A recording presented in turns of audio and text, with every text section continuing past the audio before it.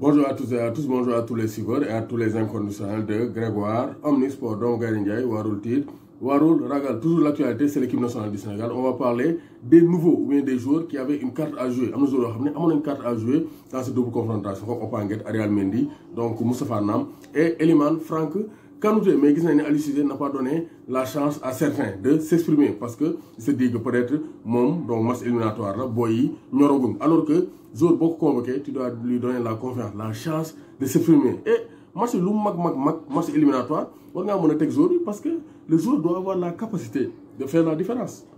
Donc ça c'est très clair. Donc match aller bi tek na sable ñi xam nañ ne doxul sable niveau Bordeaux dafa xaw wacc jamono yi donc surtout nga jëlé ko droite yóbbuwaat ko gauche donc il a des problèmes sable da ngay gis ne Sadio da koy jox bal bi au lieu que mu centrer du mën a centrer il est obligé de revenir donc sur son pied droit et passe en retrait sur milieu terrain bi. Donc c'est pour dire que Sable il retarde le jeu de l'équipe nationale du Sénégal. Alors que Boamon Arial Mendy qui est un gaucher de métier de mener centre en mouvement. Boulaye il est grand, il peut marquer de la tête. Donc l'autre doit manquer l'équipe nationale du Sénégal. Donc il y a des problèmes.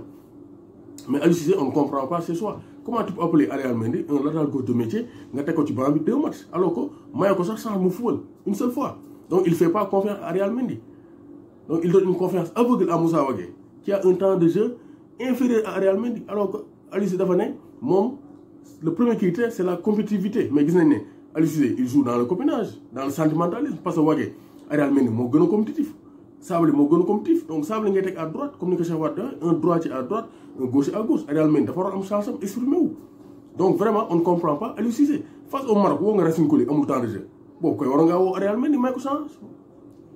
Donc comme ça nga test ko comme match amical la comme match donc éliminatoire match officiel yi ñemewoo dugal les nouveaux joueurs Eliman Franck Kanouté nga may chance Kanouté may nañ ko chance donc moom 2 mi-temps à 2 visages donc c'est mitigé son bilan parce que premier mi-temps bi c'était pas donc fameux premier mi-temps bi donc il était imprécis dans les passes te il ne descendait pas comme l'a bien dit Demba Ramata Ndiaye le directeur sportif donc du Casa Sport directeur technique du Casa Sport et ancien entraîneur du Casa Sport Demba Ramata wax na ko mais Kanouté premier mi-temps bi daanu woon ñëw di proposer défenseurs pour nous passer le ballon, pour nous relancer. Parce que l'homme est poisson, sentinelle.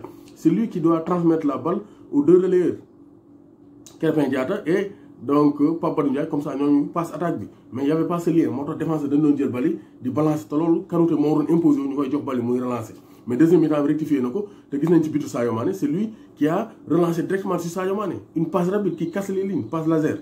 Sadio Mané accéléré, appuyé sur Abdiallo Dougal. Donc là, il y a Franck Kanouté, il a de très bonnes longues passes. Donc il a un très bon pied et Woul Natangam parce qu'il n'hésite pas à frapper de loin. Donc beaucoup Aliou Cissé a une chance. Donc vraiment, on a imposer et devenir le Xabi Alonso de l'équipe nationale du Sénégal. Parce que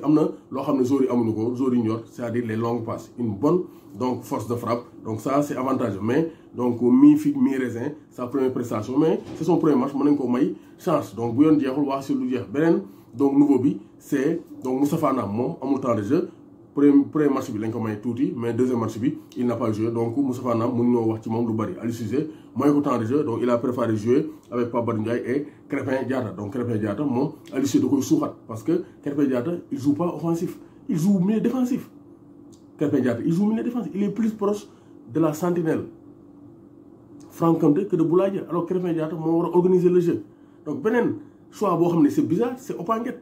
Ismaïla Sarr joué na premier match gis nañ ko Ismaïla Sarr il se débat gëm na boppam donc ñeme na dugal tànkam créé penalty mais Ismaïla Sarr il a beaucoup de déchets dans son jeu il n'évolue pas techniquement day jël bal bi jël couloir bi daw moo tax gars yi dañ koy xaar bu poussé bal ñu teg tànk alors que Opanguet il a montré de bonnes dispositions en seconde période face à la Guinée-Bissau ici à Thiès mais Aliou Cissé ne l'a pas récompensé jour bi dugg na remplaçant changé match bi dugal mais Opanguet c'est pas un nouveau donc koy may change mu titulaire may ko mu joué 45 minutes wala 70 minutes d'affilée en tant que titulaire nga xool ce qu'il faut mais heure bu duggee dañuy génne la touche technique de Opanguet mais Aliou Cissé may ko chance te Aliou Cissé li muy def ça décourage les joueurs indi nga Arial Mendy mu fond des fôles nga ne ko ñokk ci banc bi di football avec un donc gaucher un latéral gauche qui est droitier alors que ça diminue le rendement offensif Moussa Wagué mi mu teg mais Wagué quand même Wagué da ngay il était sous les rotules dafa sonn Moussa Wagué parce que amul compétition donc vraiment Aliou Cissé c'est choix des joueurs.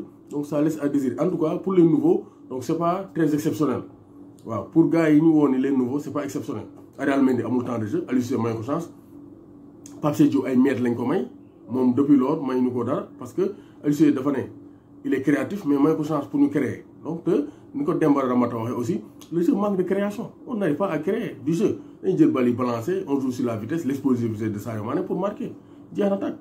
Bon, même si l'essentiel c'est de gagner, mais là qu'on y a, on aura des problèmes. Parce que les équipes ils sont forts offensivement. Si nous doublons, parce que le Sénégal a du mal à marquer. Même à 10, on a du mal à imposer notre jeu. Donc ça pose problème. En tout cas, le bilan des nouveaux est mitigé. Réellement, du jeu, Kanouté, donc premier mi-temps, deuxième mi-temps, Mouyéou, Nam, quelques minutes le jeu, à Thiès, Opanguet, moi j'ai tanné, parce qu'il a marqué à Thiès, mais à lui c'est moins de chance. Donc, un bilan mitigé pour les nouveaux joueurs de l'équipe nationale du Sénégal.